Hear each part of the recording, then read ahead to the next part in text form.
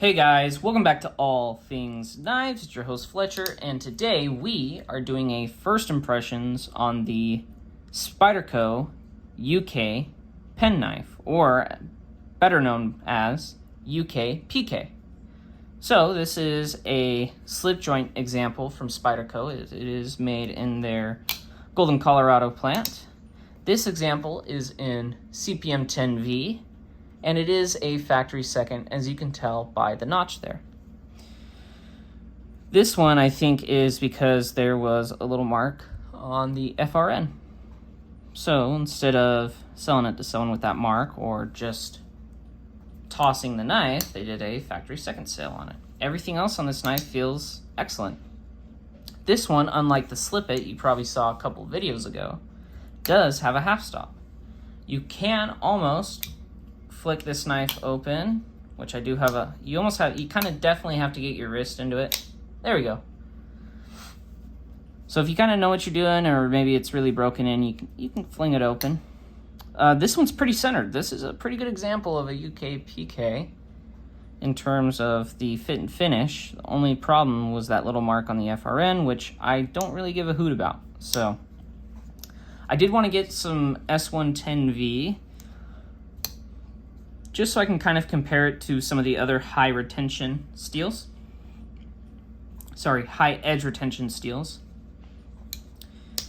There have been some complaints with 10V in terms of heat treatment and that it's kind of chippy. It's difficult to sharpen, although I believe with proper sharpening that shouldn't really be a problem. And I'm excited to see how this does. S110V is supposed to be not very tough, but very corrosion resistant, extremely corrosion resistant, and very high in edge retention. And so I wanted to get an example to show on the channel. Since this was from the factory second sale, I did already say it in the Little Native Slip It video that it was kind of a circus. That and that Little Native is really all I wanted to get to show you guys from what was left on the sale. I had never had a UKPK, and I was kind of just curious about what they were like, and so I ended up just getting one. I do like the half stop. I think I like that over the Slip It, just because it just feels a little bit more rigid, and the lock does require a little bit more pressure to undo. I do like that Spyderco blends a traditional opening mechanism with modern pocket knife attributes, meaning modern materials, modern steel, pocket clip, but it's a slip joint, which is really fun. So it's something you can have clipped in your pocket, but it is a slip joint, so it'll carry a little better. No need to dig into your pocket to find it. It's in a modern steel. I think the standard one is CTS BD1N. I think they make one in LC200N, and I'm not sure if they're making one in Magna Cut. I think they are. They're going to do the same thing they're kind of doing with the Native 5, LC200N, and Magna Cut, which is pretty cool. So that means you can get yourself a very non-corrosive knife, but in a slip joint, which is pretty cool. It's, again, traditional opening mechanism with modern materials. So it does use the deep carry wire clip, which I do like, and the FRN is a little different than what you're kind of used to on maybe your Para 3 lightweight or your Native 5. It's not the bi-directional, it's just kind of a peel ply textured FRN, kind of like the G10, and it does feel nice. It does feel really nice. The ergonomics are actually quite good.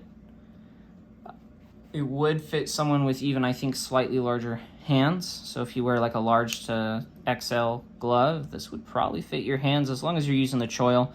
But for this knife, I think the choil is crucial to how you use the knife, just because of I would say the ergonomics, right? It feels a little awkward when you choke back like such, but it feels way more comfortable when you use the choil, and it being a slip joint, that helps prevent it close on your fingers, so you're not going to cut yourself. So the hump that Spyderco is kind of known for, like on their PM2 series, Endura so far, is here, which means you can get a lot of leverage into a cut, which is really nice. And when you choke up like so, I'd say rather comfortable.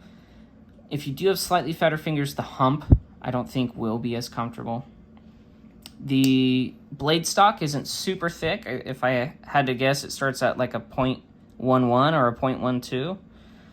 I didn't get a measurement of behind the edge, but behind the edge, it's a little sturdier. So yeah, it's kind of a thicker grind on a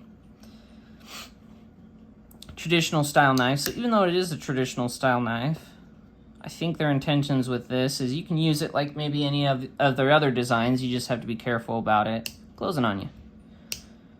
So it is meant to be, I think, more of a sturdier design for people who live in legal jurisdictions where they can't have a locking knife over a certain length. And I think that's what inspired Spyderco to make this. And it's really cool that it's USA made. It's not an imported design, at least to the US, right? But if you are buying it maybe somewhere in Europe, it will be an imported design to you. But it is a USA made slip joint with modern materials.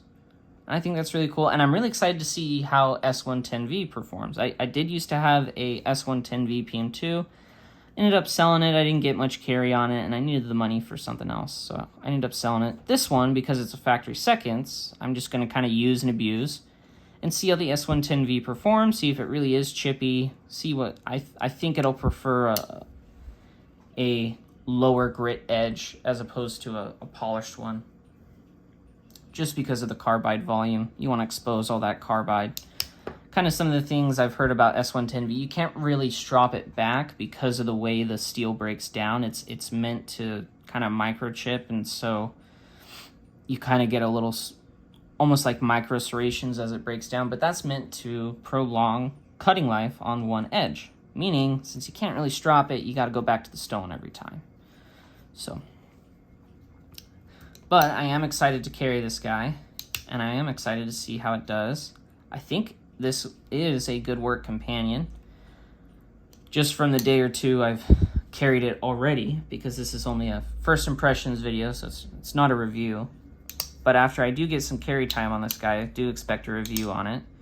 I think it is a very interesting design, and also not too expensive. I think even the S110v of this guy is maybe, trying to remember, it's sub $200, which any of your locking golden models are going to be over $200 with the S110v, unless you do, I think, something like a native 5.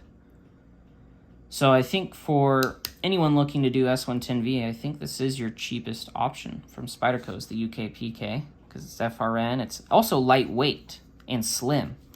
So if you're wanting a slip joint that's maybe not as bulky as maybe some of the case stuff or GEC, and you're wanting more modern materials, an upgrade over 420 high carbon or 1095 or, carbon steel like that, I think the UKPK is a great option. I really do like the ergonomics, and I do think I like the opening mechanism more than what's on the Slip-It. Just because I get that half-stop feel, and the hump does feel a little better, and it's a little longer blade. So, as always, guys, thank you so much for watching. If you have any questions about this knife, shoot that comment down below. Maybe you just want to say hi. Go ahead and say hi down below.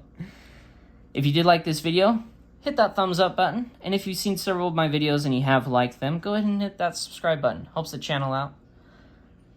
But most importantly, guys, don't you guys forget to stay sharp.